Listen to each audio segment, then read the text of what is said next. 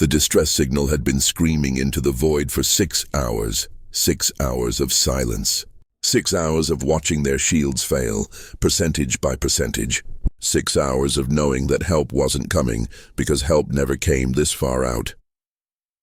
Commander Velka pressed her four-fingered hand against the cracked viewport, watching enemy ships circle like vultures. Her crew of 47 souls, merchants not soldiers, huddled in the cargo bay, praying to gods that had abandoned them long ago. "They'll breach in 20 minutes, her second officer whispered. "Maybe less." Velka closed her eyes.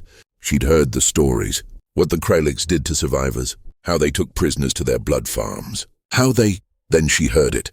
A sound that didn't belong in space. A sound that couldn't exist in the vacuum. A howl, deep, primal, angry, and getting closer. The hunters become prey, the impossible sound. What is that? Velka's pilot, a young Therian named Kos, spun in his seat. His ears were flat against his skull, the universal sign of fear in his species. The howl came again, louder. It vibrated through the hull of their damaged freighter like thunder through bones. "Sensors," Velka shouted. "What's out there?" A tactical officer stared at his screen, mandibles clicking nervously. "Nothing. There's something, but it's not. It shouldn't. Speak clearly, Drex. There's a ship. But Commander, it's not using standard drives. It's not using any drives we recognize. And it's screaming." On the main screen, the Kraliks attack fleet suddenly stopped their circling pattern. 12 warships, each 3 times the size of Velka's freighter, froze in space like insects caught in amber. They'd heard it too. The human legend. "Oh gods," whispered Kos. "Oh gods, oh gods, oh gods." "What?" Velka grabbed his shoulder. "What do you know?" "The stories. From the outer stations. The ones nobody believes." His voice shook. "About the humans." Velka had heard whispers. Every spacer had. Humans were a myth, a legend. A species that supposedly emerged from a death world called Earth, who fought with a savagery that terrified even the Kraliks. But they were just stories. Propaganda. Fear tactics, weren't they? The howl came a third time, and this time Velka saw it on the sensors. A ship, if you could call it that, tearing through space at impossible speeds. It wasn't sleek like Galactic ships. It was brutal, angular. It looked like someone had taken a knife and carved a vessel out of pure rage along its hull, painted in white that glowed against the black armor. Fenris. The wolf ship. Kos breathed. They sent the wolf ship. The Kraliks commander's mistake. Aboard the lead Kraliks warship, Commander Thrak watched the approaching vessel with all 4 of his eyes. He'd ruled this sector for 9 cycles. No one challenged him. No one survived him. One ship, he hissed to his crew. They send one ship to face 12. His weapons officer hesitated. "Commander, the signatures." They matched the reports from Sector 7. "The humans are myths," Thrak roared. "Fire all weapons. Turn that scrap metal into dust." The Kraliks fleet opened fire. Plasma bolts, rail cannon rounds, and fusion missiles filled the void. Enough. Firepower to crack a moon. The human ship didn't dodge. It didn't need to. Shields of madness. The weapons hit something 20 meters from the Fenris's hull and simply stopped. They exploded harmlessly against an invisible barrier that rippled with each impact. Like raindrops on a pond. "Impossible," Thrak whispered. "Those shields. The power requirements would..." The howl came again, and this time it was different. It wasn't just sound. It was a message. The ship's AI was translating it into every language known to the Galactic Union. "You hunt the weak. Now the wolves hunt you."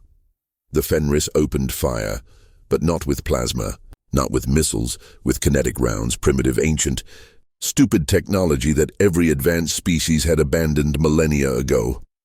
Except these rounds moved at 15% light speed. The mathematics of violence. The first round hit Thrak's shield and passed through it like it wasn't there. It punched through the Kraliks warship's hull, through 6 decks, through the reactor core, and out the other side. The ship didn't explode. It disintegrated. One moment it existed, the next it was expanding. Debris and screaming crew members venting into space. 11 ships remained. The Fenris howled again, and accelerated. Velka watched from her damaged freighter as the human warship moved like nothing she'd ever seen. It didn't fly like a spaceship. It flew like a predator, banking, rolling, attacking from angles that should have torn it apart, with G-forces that should have killed any crew. "How are they not dead?" Drex whispered. "Those maneuvers, 20-30 Gs at least." "Because they're from a death world," Koss said quietly. "Their planet tried to kill them every day for millions of years. They evolved to take punishment that would kill any of us. The pack tactics, the Krylix fleet tried to surround the Fenris, tried to use their numbers advantage, tried to box it in. The humans had other plans. The Fenris released smaller ships, fighters that looked like metal sharks with teeth painted on their noses. They didn't fly in formation. They didn't follow standard tactics. They hunted. One fighter dove straight at a Krylix cruiser, launched 3 missiles at point-blank range, then pulled away so close its wings scraped the enemy hull. The cruiser tried to track it with point defense guns, but the human pilot was too fast, too reckless, too alive. "They're insane," Thrak screamed, watching 2 more of his ships break apart. "They're absolutely insane!" His weapons officer looked at him with all 4 eyes wide. "Commander, they're not insane. They're playing. This is what they do for fun." The message 8 Krylix ships left, then 6, then 4. The Fenris howled continuously now, and Velka realized it wasn't just intimidation. It was joy. These humans were enjoying the fight. A communication channel opened. A human voice. Deep, rough, speaking through a translator with an accent that made every word sound like a threat. "Krylix, Commander. Your fleet is broken. Your ships are dying. You have one chance. Run. Run fast. Run far. Tell everyone what happened here. Tell them the humans protect the weak. Tell them the wolves are hunting." Thrak looked at his tactical display. 4 ships remaining, all damaged. His crew was terrified. He'd lost 8 warships to 1 enemy vessel in less than 10 minutes. He ran. The remaining 4 Krylix ships jumped to FTL, running with their shields offline and weapons cold, the universal sign of surrender and retreat. The approach, the Fenris and its fighters slowly approached Velka's freighter. The damaged merchant vessel hung in space, silent and afraid. "They're hailing us," Drex said, his voice barely audible. "Answer it," Velka ordered. Straightening her uniform despite her shaking hands, the main screen flickered to life. A human face appeared. The first either she or her crew had ever seen in person. He was strange, flat-faced where they expected mandibles, round-eyed where they expected multiple visual organs, hair on his head, just his head, in a color like burned copper. His mouth pulled upward at the corners in what the translator identified as a smile, though it showed teeth in a way that Velka's instincts said should be threatening. "Merchant vessel," the human said. "This is Captain Marcus Chen of the UES Fenris. Sorry we're late to the party. Traffic was murder." He paused, then added, "That's a joke. Humans make jokes during stress. Are you folks okay?" The truth about humanity first contact. Protocol. Velka found her voice. We're damaged but intact. No casualties. You saved us. You saved all of us." Captain Chen's smile softened. "That's literally what we do, ma'am. We heard your distress call 6 hours ago. Took us a bit to get here. Had to convince command to let us come this far out. They said it was too risky."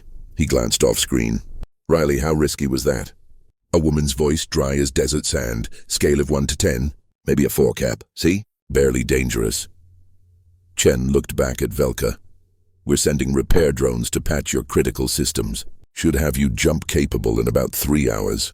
Where were you headed?" "Station Calyx 9, but..." Velka hesitated. "Captain, I must ask, why did you come?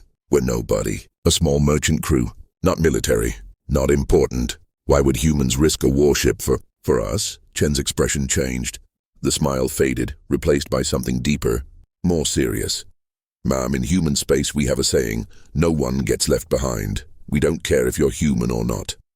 We don't care if you're rich or poor, military or civilian, important or nobody.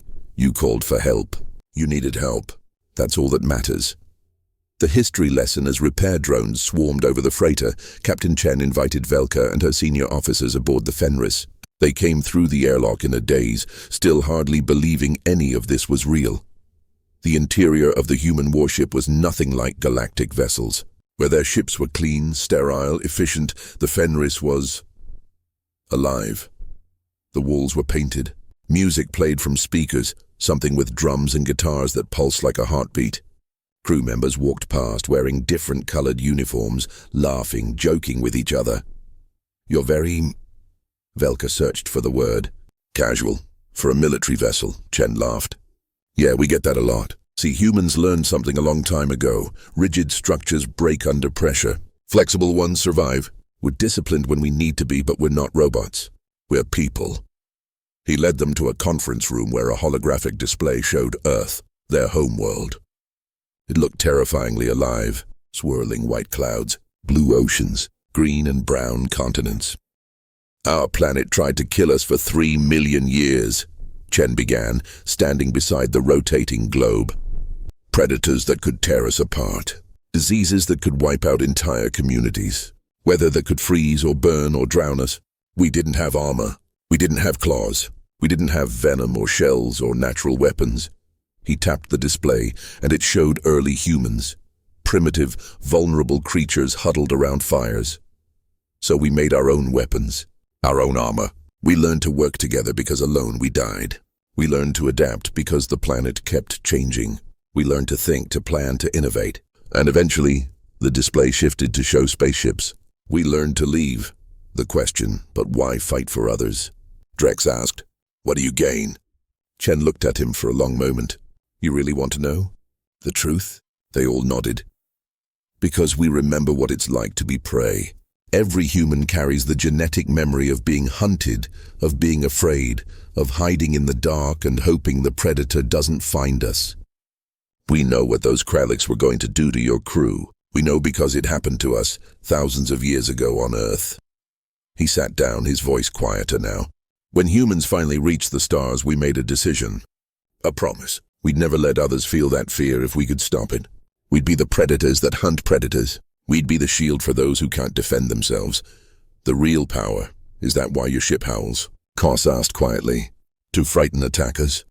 Chen grinned. "Partly, but mostly. It's just cool. We named our warships after Earth predators. Wolves, bears, tigers, sharks. The Fenris is named after a giant wolf from Old Norse mythology. The howl is psychological warfare, sure, but it's also a promise. The pack is coming." Velka felt something shift in her understanding. "You're not the strongest species in the galaxy, are you?" "Physically? No, the Kragnar are stronger. Mentally?